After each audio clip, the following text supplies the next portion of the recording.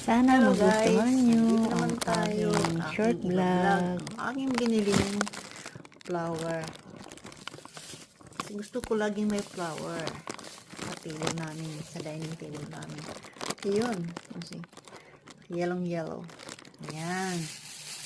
At ngayon, mayroon naman akong gustong gawin.